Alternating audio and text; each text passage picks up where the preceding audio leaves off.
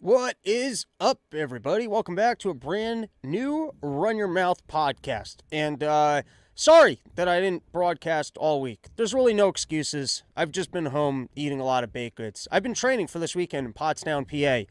Because if there's anything I know about these middle of nowhere Pennsylvania Amish towns, is that they've got some of the best baked goods. And I don't want to be in a situation where I haven't had baked goods in a while and all of a sudden I can't make it to the shows that evening because I spent all afternoon eating baked goods. So what I've been doing is I've been staying home, eating all sorts of baked goods, getting myself ready for when I'm going to be out in Pennsylvania, eating myself baked goods. I gotta adjust levels here. I gotta quit making adjustments to the home studio. I consistently make adjustments to the home studio.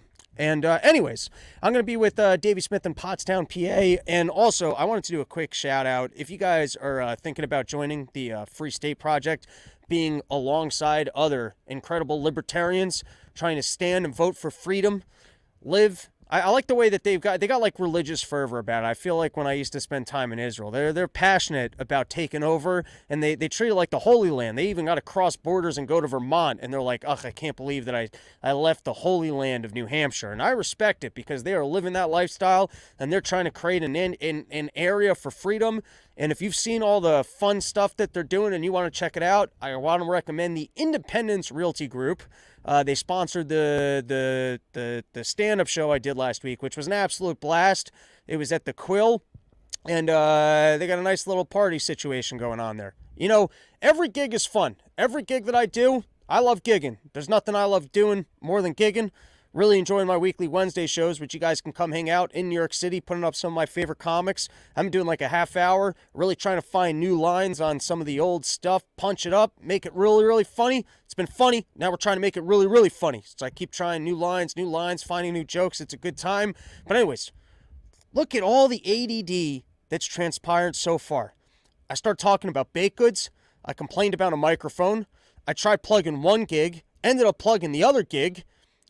It's nice to be back with you guys. I gotta quit taking mornings off. What do I even gotta prepare topics for? I could just turn this thing on and just see where the hell it goes. And sometimes it might be nowhere, but at least I'll have fun with how many random associations I make in the process. So anyways, let's recap what we almost talked about so far. This weekend, I'm with Davey Smith in Pottstown, PA, and I'm going to be eating all sorts of baked goods. And if you got leads on good baked goods in the area, you hit me up. robsnewsroom@gmail.com. You can also email me if you got summer porch tour activities. If you want to go out to New Hampshire, look up the Independence Realty Group. Those guys, they'll hook you up. They'll find you some nice homes. You can hang out with other libertarians. You got porches, robsnewsroom@gmail.com, or nudes. No one sent me nudes in a while. Or pictures of baked goods. You're making a nice pie in your oven, you want to show it to somebody because you're just making pie for yourself because you're home alone and you're going to eat an entire pie because you try and pretend like you're going to save some pie. No one's ever saving pie. If you're cooking up your own pie, you're probably eating it. You want to let it settle a little bit. You don't want your apple pie to be too warm. You want things to congeal a little bit, and then you're probably eating a whole pie, but you want someone to appreciate the craftsmanship of the pie before you eat the whole pie. So you can send me an email, robsnewsroom@gmail.com. with pictures of your pie. All right, let's get into all sorts of information. There are all sorts of stuff that happened this week, and let's start off with a little bit of Tucker Carlson. You know, I don't want to give this any introduction. I don't want to mislead your thoughts. Let's give this a watch. Quick watch. Here we go. Good evening and welcome to Tucker Carlson Tonight. One of the hallmarks of people who are telling the truth, in case you were wondering how to tell the difference, is that people who are telling the truth are calm. They don't wait. All right. Now I feel like I'm being personally attacked by Tucker Carlson, because you want to know something? There's nothing calm about this show. If you've turned into the Run Your Mouth podcast, we've yelled our way through COVID. We've yelled our way through claims of domestic terrorism. We've yelled our way through countless topics and been right on all of them. So how dare you rub your nose on little short, insecure people who want to yell topics because they have hard time sometimes verbalizing their words. They get frustrated. Then they're not sure if they can stay on topic, and so they just yell a whole bunch. I take issue with you condescending towards other people that don't broadcast like you would. We can't all get on our shows and just yell, just laugh like little Chinese ladies. Good evening and welcome to Tucker Carlson Tonight. Blah, blah, blah, blah, blah. 12-year-old voices and speeches that are prepared, and we keep them in the nice singy-songy tone so that people who are regular can understand things that we have to say. wave their hands around and make wild accusations. They don't need to do Now I feel like he's actually watching the podcast. that. It's enough to say what they know. And if honest people turn out to be wrong about something they have claimed, they'll admit it. They don't. All right. So, what do we got to beat up on Tucker Carlson for? He's out there almost exposing tapes that he received, showcasing the fact that the FBI, working together with Nancy Pelosi and the Vampire Association for America, is trying to come up with titles of domestic terrorists, trying to get people, the good, honest folks like me who actually do yell excellent information from their living rooms, in jail, being tortured by the CIA, and for what? Expounding on freedom. And so they got to go out there and they got to find people. They take good-looking people who are actually CIA agents, and then they find ugly, dorky people, and they're like, you want to get laid? Well, you got to start actually taking action in your life, because you're over here and you're just saying that it's the government's fault. But have you taken any action against the government? Because until you actually start taking action, then your life will be improved, right? Okay, so anyways, I think we did a whole episode already on Part of the Problem, playing all that Tucker Carlson tapes, the things he put out. I want to give you guys some quick bullet points because I didn't do anything all week. We didn't broadcast over here. I want to see all the footage. Let's get it all up online. I feel like the most important piece of information here is, firstly, there were some people that were violent on that day, and then there were some people who were just walking around the mall. And then you get the showcase, the big footage that he put out was you get the QAnon shaman. And how come we can't hear from any QAnon shaman disciples? Or how come there's no coverage about the lost community of people who are using his shamanic talents to find peace in their lives? Are there all sorts of people who are just walking around lost without their shaman? Did he have a community, or was he just a self-declared shaman for one day of picture opportunities? I mean, there's a lot of missing information in terms of this shamanic individual. I'd like to go undercover as maybe one of the disciples in the Church of the Shaman. How famous do you think he'll be if he actually gets out of jail? You think he'll be able to run himself a vegan lab, and then all of a sudden conservatives across the world, they come to show their support and just realize, oh, this guy is gay. He's talking to them about acting, emotions, and making sure to eat vegan foods. And they're just like, how did I end up being led by this guy? But all right, so Tucker Carlson puts out footage of the guy walking around the buildings, otherwise empty hallways. Almost looks like they're bringing this room in order to make sure that the media, like they found the biggest freak of the day, and the cops were like, okay, we're going to get revenge on all these people. So let's make sure that we get the best photo opportunities with this guy so we get enough support to get everyone else in jail. That's one possibility. Possibility number two is that once the people got into the building, they realized, oh, they're not wrecking anything, so we might as well just let them walk around and keep an eye on them, and then at some point they'll leave. Now, how did they actually end up getting everyone out of the building? Did people walk around, take some pictures, realize there was no reason to be there and leave? Did they slowly pretend like they were opening up doors? Maybe this is what we didn't see. They're pretending like they're giving a tour and they're opening up doors, and then all of a sudden it's the tour to outside, and now they're just outside. I actually heard this great story. I don't know where, but it was some sort of an incident at a Grateful Dead concert.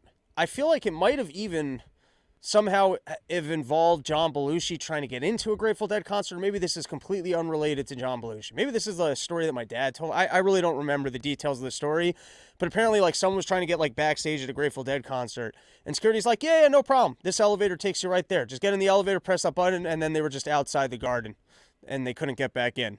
I don't know if that story is true, but wouldn't that be great if that's what these cops are actually doing, if they were that smart, where they're like, all right, this guy, he's walking around, let's pretend like we're giving him the tour, and then they open up a door, they push him out, and like, all right, now you're outside the building.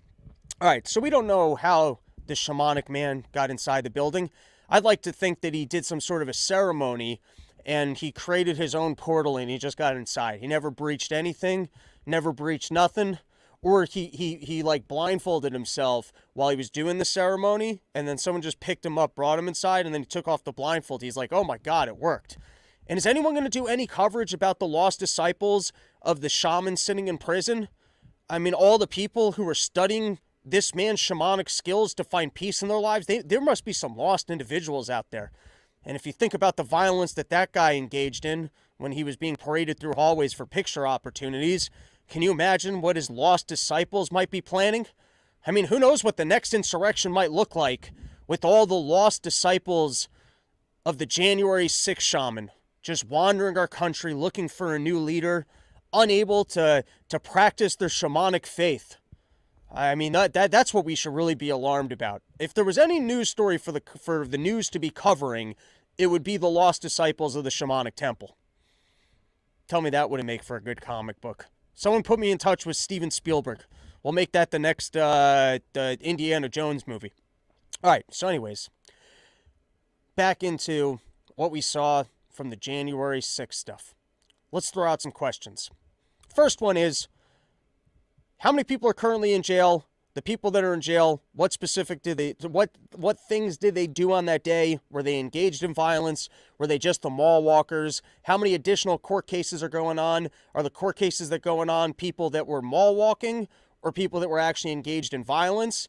And then are there people that we know were engaged in violence that seem to thus far be completely off the hook, which might suggest the fact that they were actually intelligence agents and not just individuals who were there to overthrow our fine government? I feel like those are very important questions. Then I feel like the next level of very important questions are, does this footage being unreleased, and I would assume it was unreleased, to the defendants negate their cases in any way?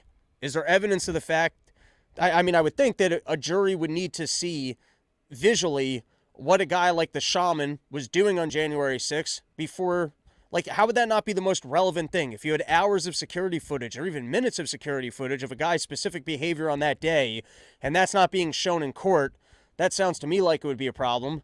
And then lastly, how are people even in jail until we have a full investigation of our intelligence agencies and whether or not they provoke some of the behavior? I would think that those are the biggest questions, and I would think everybody should be all hands on decks on, hey, do we have intelligence agencies that are working against American citizens, trying to entrap them into violent situations so that they can then claim that we've got a horrible issue of domestic terrorism, and then they take more control over our society, and they engage in more harm to American citizens by trampling on their freedoms? I would think that that would be the thing that everyone would be most concerned with, but of course not. What are they most concerned with? Oh, we can't even get these images out there, because if we get these images out there, people might actually see what actually happened, and if people actually see what actually happened, they're going to know that we were lying to them, and then they're going to lose faith in the U.S. Government system. All right, so let's just lay it out there. We have some violent individuals, we got some mall walkers, and then we've got one person gets all the security footage, and he selectively just puts out a couple minutes, which is annoying. That's what's annoying about Tucker Carlson. The guy's still playing team sports where things do have a narrative. Things are being presented in a certain way. I just see the guy walking through the hallways. I don't see how this guy gets into the building. I want to see all of it. But then the people that are complaining about the fact that it's coming out, it's just that, well, you can't do your selective editing. We got to be doing our selective editing. So let's get all this shit out there. And, all right, I think that's all I had on this topic. So let's move on. Let's take a couple comments. What do we got going on in the chat here? We've got William H. Powers. You and Dave should come to the Virginia Beach area. I'd like to come there. Benjamin Faith coming in, shouting out my hat, which is, of course, a product of sheathunderwear.com, the greatest underwear that's ever graced the balls of man. If you're out there, you got nuts that are just flopping around, you're trying to go to the gym, things are all stinky, you go to shower after your workout, you're like, oh my God, what the fuck does my nuts and legs smell like? Well, if you've been looking for a solution that can keep your nuts separated from your dick, everything cool, calm, and collected and in place, and not all sweaty and stinky, and comfortable underwear that you won't even notice that you're wearing, you'll just spend a whole day going, wow, I've been able to walk around without having to one time adjust my nuts from sticking to my leg. Well, there's only one company in the world that can accomplish that for you, and you know who it is? sheathunderwear.com. Use promo code RYM, you're going to get yourself 20% off the greatest underwear that's ever graced the balls of man. So right now, go show your support to Sheath, the company that's in its second year of supporting the Run Your Mouth podcast. And have they complained yet that I haven't updated their sign? No, they haven't. That's the loyalty of the good people of sheathunderwear.com. So right now, go load up. Go get yourself a whole bunch of pairs. Promo code RYM. You're going to get yourself 20% off. All right. Senior extraordinaire. I feel like this guy's a loyal man of the live show. The state is always at a state of all hands on deck. Facts. Anything goes. Smoke 'em if you got 'em. All right. That's all we got on this topic. All right. Moving on. What else are we going to get into today? Let's get rid of Tucker Carlson's face. This is my show. Good evening, and you've already got enough coverage. All right. Biden budget proposal seeks to raise taxes on the rich and lower deficits. President Biden on Thursday unveiled a $6.8 trillion budget proposal that seeks to raise spending on the military and social programs while cutting deficits through savings elsewhere and by raising taxes on corporations and the super rich. And there's going to be a lot of people out there finding out that they're super rich. You're going to have a lot of people going, dude, I only make $50,000 a year. Oh my God. They're taking back double what they just gave me back in my student loan money. Super rich. I can barely afford Cheerios, my diabetes medication, and my ticket to the Bernie Sanders speech. And now all of a sudden I'm considered the super rich? All right, and then jumping ahead. Biden said at a Philadelphia campaign-style event that he's prepared to go discuss the spending plan line by line, or at least the lines he can read before he starts falling asleep. I mean, line by line. The guy's really going to read. No one reads these whole documents. You're telling me President Biden's really going to sit down and read the whole document? This is what's going to happen. He'll go a couple lines, and then he'll go, you know what's in it. I know that's why we came to talk about what's in it, but you know. It's good. It's good. You know it's in it. It already worked. You don't even have to read it. It's already done the thing. It's already worked. All right. And then we got Manhattan prosecutors have signaled Trump likely to face charges. So this goes all the way back to the Stormy Daniels things. I mean, the amount of time that it takes for people to face justice for the blowjobs they got and the payoffs that they made. I mean, if our politicians are going to be out there getting blowies from porn stars and then paying them off with campaign funds, you would think that we could get our retribution for payments from porn stars ruining our democratic process significantly earlier. But no, even scandals as great as a guy getting his dick sucked for money takes years before a jury can even make a decision about whether or not they're going to prosecute it. And can we get footage of that, of Donald Trump showing up to defend the blowjob that he get? What am I supposed to do? Okay, I thought this blowjob wasn't even that good. They say best blowjob of the year. It wasn't even. I would have thought. Have you seen the hands on this bitch? She looks like she's got Caitlyn Jenner's hands while she was still. I would have thought she'd grip it so good. She was golfing with me during the day. Okay, I saw the way she gripped her cubs, and I was like, this lady is gonna give the best blowjob. But I've had all the blowjobs, okay? I've gone to Saudi Arabia. I've run with the most beautiful of all women. Let me tell you, Melania, she doesn't even like blowing dicks, but she does it better than this fucking prostitute. And then I pay her so she'll go away. Next thing you know, she's on the news with that bald-headed guy who's now in jail. That'd be fun. Let's see Donald Trump explaining this blowjob to the press. And then it's such a nonsense one. It's that the payment, prosecutors would argue that the $130,000 payment was both a business records falsification and an improper donation to Trump's campaign, as Daniel's silence benefited Trump's candidacy. I mean, at some point, if you're paying your hooker, it isn't any expense that you have, I guess, benefiting your candidacy. Because if you're paying your hookers with your personal money, well, now your personal money is also de-stressing you while you're out campaigning, so you can basically just consider that to be a campaign contribution fund. Wouldn't that be great if from all the things that Donald Trump went down for, it wasn't January 6th, pretending like he won an election, instigating people to go to go show up and peacefully protest, to try and bitch out Mike Pence into not certifying the election in some sort of a process that sounds like it makes no sense, but then they also had to change the laws afterwards to make sure that no one else would do it. And then you got your John Eastman lawyering. Wouldn't it just be incredible if of all the things he went down for, it was for his hooker hush money payment? All right, continuing. What else we got going on here? Oh, all right. Let's do we got a couple quick topics here about that they're turning the men into women and Jon Stewart's gun stat. All right. But before, I do feel like I need to address this comment by David Allen.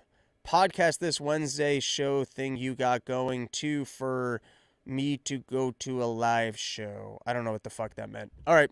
I thought he was going to criticize me that I was saying that we were going to be doing this on Mondays and Wednesdays, and now it's Friday. But he didn't. No allegations, so I don't have to address it. All right, let's talk about the Jon Stewart gun stat. I believe this episode already came out on Part of the Problem, but we did a whole episode talking about Jon Stewart giving hell to this dude who all he wanted to do was stop tranny story hour within his state. He stopped tranny story hour, and then Jon Stewart goes, "How dare you stop tranny story hour, but you don't stop gun violence against kids?" And of course, I mean, the guy could be like, "Well, I'm stopping the tranny story hour, and then maybe I'll also get to the gun violence." There isn't really one to the exclusion of the other. But Jon Stewart's go up there, and he's going, the number one threat to kids is being shot. I think that's not quite the way he said it. I probably could have rewatched it. And I also didn't make these comments on the Part of the Problem podcast because it seemed insensitive to go, all right, kids are dying, but it's not that many kids that are dying. It seemed like a very autistic-y thing to do, to hear the stat and just go, well, that stat sounds wrong, and then just going after the stat instead of like the core argument that's being made. So if you want to hear a more dignified conversation that's less autistic-y and just focused on numbers for no real reason other than going, hey, I'm right and you're misrepresenting numbers, I recommend the Part of the Problem podcast. But now if you want to hear an autistic-y conversation more just focused on obscure numbers, then this is the conversation for you. All right. Anyone in the comments, because there's a whole bunch of people here live, and I treat you guys as if you're the you're the producers of the show. If you want to find the exact quote from Jon Stewart about the gun violence stat, but I think it was that gun violence is the number one killer of kids in America. I believe that was the line. It's close to the line. I feel like that represents the line well. If I'm mistaken, I encourage you guys can put it right into the chat and I will read the more accurate version. So the first thing that stood out to me was the age groupings, because Jon Stewart was in the stat, it's including kids all the way up to 19. And the problem with including kids all the way up to 19 is that when you say the stat, it sounds like we're talking about school shootings. That's what it sounds like. And so when I hear that, I mean, my first thought is like, wait, are there really that many school shootings a year that it's actually the number one killer? And is school shootings actually killing, like, are more kids dying of school shootings than are dying of just general diseases? That was just my first thought. I was like, that sounds a little bit crazy that with all the diseases that exist and all the unhealthiness in America, you've got more kids dying of school shootings than are dying from natural causes of diseases. That was just kind of my first thought. And so you recognize that if you separate the age groupings, where you end it at age 14, you actually have 424 deaths in kids. So why is there such a big fall off if you're not including ages 16, 17, and 18? Well, just based off of what I'm seeing thus far, it seems like if you're including 16, 17, and 18-year-olds, then suddenly you're including gang violence. And if you're including gang violence, well, then you have quite a bit more death amongst people that you're considering kids. And are 17 and 18-year-old gang members living in violent cities where guns are probably illegal, and we're not even talking about legal guns? Is that a good representation of what could be accomplished if we're getting rid of illegal guns, or a reason why we need to get rid of all guns? I'm just throwing it out there.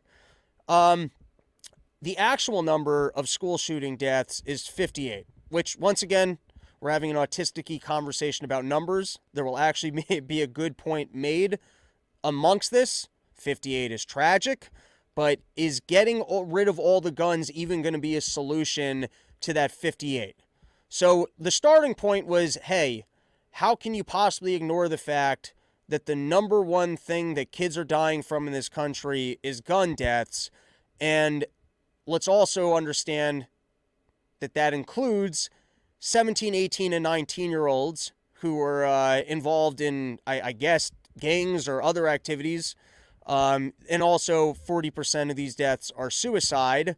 And so if you start just looking at firearm deaths under the age of 14, it's 424, and I guess 40% of that's going to be suicides. All right, let's continue. So this was along the lines of what I was saying of including gang violence. This is from Time. The majority of these shootings happen within inner city minority communities. Black children are 14 times more likely than white kids and teens to die as a result of gun violence. Hispanic or Latino children are 3 times more likely than white kids to die as a result of gun violence. To put it plainly, Black and Hispanic or Latino children are severely more exposed to gun violence than white children. So it sounds to me like we're talking about essentially gang violence. It's probably teenagers who are involved in drugs or otherwise. And so are we even talking about legal gun usage that would be in any way altered by, generally speaking, getting rid of guns in America? All right. Now, this is a more focused point. You want to ignore everything I just said? Maybe it wasn't the most refined of points. Here's a good point. You guys ready for a good point? Here comes a good point. All right. So you got Jon Stewart's up there, and he's saying, you look at these death numbers, and action must be taken. And what's the action that we should be taking? It sounds to me like he just wants to, generally speaking, get rid of gun usage. But you know what kids die by more than guns? By pools. They're drowning. You get a lot of accidents each year. How many cases of pool deaths do you have? Nearly 900 of them are children. Every year in the U.S., approximately 3,700 people die from unintentional drowning. Nearly 900 of them are children, adolescents age 0 to 19. All right, so sadly, we can't actually do a pure comparison here because I have ages 5 to 14 being 424. So what we would need to see is the number of unintentional drowning deaths up until the age of 14. I'm going to guess that you have a higher rate of 0 to 14-year-olds drowning than from the ages of 14 to 19. The point being, according to Jon Stewart, we should be banning pools. I know that pools are something that you enjoy. I know that there's a lot of wholesome pool usage out there, but are people being able to lounge in a pool more important than people being allowed to feel safe because they own a gun? I mean, we're talking about things that enjoy. That's the way freedom works. I have my freedom, and so even if someone else is going to drive their car off a cliff, even if someone else is going to go overeat cake and pudding, even though someone else is going to become an alcoholic, even though someone else is going to become obese, I get to make my own decisions. I'm responsible for my behavior, and so we don't restrict freedoms. We should get rid of all gambling. We should get rid of every drug. I mean, literally, there's nothing in the world that can't be used irresponsibly. So are we going to cater to the idiots, assholes, and complainers and restrict freedoms because the dumbest and most evil amongst us can't abuse things that are good? That's what happens. You got jerks, and jerks ruin things. But we don't got to get rid of things for everything because of the jerks that can't use it. So I guess, yeah, you got some bad parents that end up in situations where they're not being watchful enough of their kids. So should no one have kids? I mean, kids are going to have accidents. Should we close all the lakes? No one gets to swim in a lake? No one gets to go on a hike. Every once in a while, you get some asshole who pushes his girlfriend. So now we're not going to have hikes anymore. So, I mean, if the thing is, what's the most dangerous thing for kids? And if it's the most dangerous thing that we have to get rid of it, then I guess we got to get rid of the pools. Because, hey, pools are actually killing more kids than guns. All right. And then, speaking, because the other thing that I noticed about the stat was they seem to separate out. Do I have this here? Yeah, so if you start actually adding up all of the diseases, is even if you took Jon Stewart's gun violence stat, which includes 16, 17, and 18-year-old gun violence, If you actually took the number of just kids you took away the suicides, and you just looked at, for example, the school shootings, which sounds like that's the issue that you're bringing up, you're only looking at 58 incidents. So if we're looking to stop death amongst kids, we should probably get rid of cars. We should probably get rid of playgrounds. How many kids are slipping and falling on playgrounds? I mean, playgrounds are fun, but if we've got more kids who are dying in our schools, maybe we should just close the schools altogether. I mean, most of these shootings are happening at the school. So what's the benefit of education if 58 kids are going to die in a school environment every year? I mean, is the education worth it? I mean, someone's got to make a determination, not about the value and benefits and the freedom of choice that we should all have in the items that we like, whether it's a pool or a gun. And so maybe we should just get rid of the schools altogether. Maybe that's what the solution is here. But then the other failed stat in terms of doing the comparison is that it's not like death and disease are not one category. Cancer is one category. Influenza is one category. So the more honest comparison in trying to say, hey, look how terrible guns are, that it's killing even more people than the good, honest, natural causes of having a fat, unhealthy mom during pregnancy that then goes to General Mills and serves you cereal for breakfast every morning, which, by the way, the number of this is from dietandpregnancy.co.uk. Is that a credible source? No, but I was curious to see fat, unhealthy moms during pregnancy and how much harm that causes to kids, because then I was thinking maybe by Jon Stewart's logic, because we're restricting freedoms in the name of trying to help youthful kids, we should just get rid of sugar. We should have a ban on sugar because fat moms can't handle the sugar, and then they feed the sugar to their kids. And if we're trying to get rid of freedoms to help kids, would that save more lives than getting rid of people's guns? Because we're trying to get rid of freedoms here, right? We're getting rid of freedoms because that's the important thing, is to restrict freedoms to help kids. Also, I guess in the same conversation, we're not going to we shouldn't be restricting the one restrictive freedom we shouldn't be restricting is the one to permanently alter your kid into a gender that they probably won't think they're supposed to be once they grow out of once they go through puberty. So that freedom we're going to allow. Kids need to have the freedom to make determinations that they can't make about being the alternate gender and making permanent changes to themselves, but other freedoms need to be restricted to ensure their safety. And so in order to get the most bang for the bucks, we're going to keep kids out of cars, we're going to keep them out of pools, off of playgrounds, really anything that can cause an accident at any point in time, because that dwarfs gun violence by a big one. So we're going to have to keep them out of any situation that could possibly be dangerous. And then also probably get rid of all the sugar. Let's read this. The number of overweight and obese mothers has significantly increased over the last 10 years, which has a direct effect on birth weight. Obese mums, they even say that it's not even an accent thing. That's actually the way they write shit. To be a higher blood sugar levels, meaning their babies have higher birth weights and are more likely to become obese later on. Babies born to obese mums are more likely to become obese themselves in childhood and adulthood. So there you go. That's what we really got to do. We got to be banning the sugar. All right, I'm going to call it an episode there.